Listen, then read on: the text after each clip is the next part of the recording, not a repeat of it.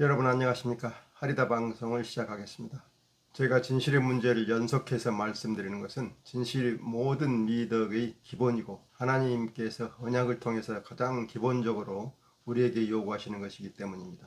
진실하지 않고는 아무것도 이룰 수 없습니다. 선함도 의로움도 진실하지 않은 상태에서는 아무런 의미가 없습니다. 오늘은 진실을 가장 중요하게 여겨야 하는 집단으로 법을 집행하는 검사, 판사, 경찰 집단에 대해서 생각해 보려 합니다. 검사와 경찰은 범죄를 수사하는 사람이고 판사는 범죄 여부를 판단하는 사람입니다. 이 사람들은 누구보다도 진실을 무겁게 여기고 스스로 진실한 사람이 되어야 할 책임 있는 사람들입니다. 이들은 진실 그 자체가 바로 그들의 삶이 되어야 하는 사람들이죠. 만일 그들이 거짓을 행하고 거짓을 진실이라고 주장하거나 판단한다면 그들은 검사, 경찰, 판사 같은 직업을 가져서는 안 됩니다.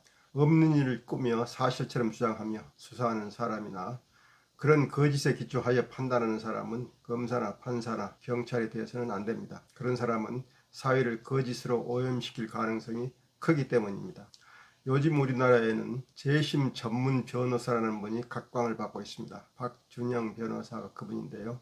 억울한 누명을 쓰고 형이 확정되어 법의 처벌을 받은 사람들이 그 판결이 잘못이라고 주장하며 대법원에 다시 판단을 구하는 행위를 재심이라고 하죠. 이 재심 사건을 잘 수행하여 억울하게 옥살이를 한 사람들이 무죄가 되게 하는데 큰 공을 세운 분입니다. 이분이 맡은 재심 사건 중에서 승소한 사건만 해도 수십 건에 달합니다. 주로 경찰이나 검찰이 없는 사실을 거짓으로 꾸며서 무고한 사람들을 범인으로 만들어 죄를 준 사건이 많습니다. 아무 영문도 모르고 죄를 뒤집어 쓰고 감옥에 갇혀 형을 살았던 피해자는 얼마나 억울한 심정으로 살았겠습니까? 과거 박정희 전두환의 억압과 불의와 비리에 항의하던 민주인사들을 감옥에 넣어 처벌할 때 검사와 경찰은 날조와 조작을 수단으로 삼았습니다. 반국가단체 조직 등의 사건을 날조하고 간첩 사건을 조작하여 저항하는 사람들을 억압하고 처벌했습니다. 그리고 그 일을 직접 실행한 자들이 바로 경찰, 검사, 판사들이었죠. 그들은 거짓을 진실이라고 자신과 사회를 속이면서 주어진 지위를 누렸습니다. 민주화한 지금도 이들은 당시에 익혔던 거짓을 그대로 활용하여 기득권을 누리고 있습니다. 그들을 응징할 법과 제도를 마련하지 못한 우리 사회 책임도 없다 할 수 없을 것입니다. 대한민국을 검찰공화국이라고 말합니다. 검사는 있는 죄도 없게 만들고 없는 죄도 있게 만들 수 있다는 뜻입니다. 실제로 검사가 사건을 기소하지 않으면 죄가 되지 않고 기소하더라도 제대로 수사하지 않으면 죄를 물을 수 없게 됩니다. 검사가 범인을 봐주려면 아주 간단하죠. 수사를 하지 않으면 되는 것입니다. 또 기소를 하지 않으면 되는 것이고요. 물론 수사를 하지 않은 대가로 대단한 뇌물을 받게 되겠죠. 검사는 수사해서 돈을 버는 것이 아니라 수사를 하지 않아서 돈을 번다는 말이 있는 것이 당연합니다. 이처럼 죄를 수사하지 않는 검사들이 앞에서 말한 경우처럼 필요하면 없는 죄를 만들어서 사람을 처벌합니다. 이런 경우 수사는 사건을 조작하는 행위를 가리키는 말이 될 것입니다. 우리 사회의 진실성을 무너뜨리는 주범이 바로 검사와 경찰입니다.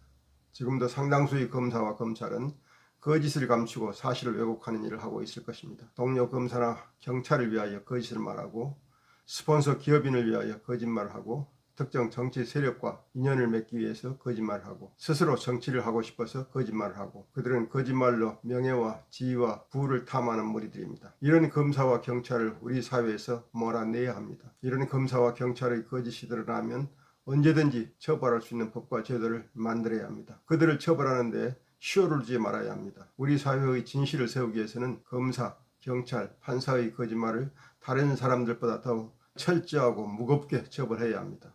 이들이 진실해지면 우리 사회가 진실해질 수 있습니다. 우리나라를 하나님의 나라로 만들고 싶다면 바로 검사, 경찰, 판사의 거짓말을 철저히 처벌하는 법과 제도를 만들고 국민들이 이들을 감시해야 합니다. 최근 고위공직자 범죄 수사처, 약칭해서 공수처라고 그러죠.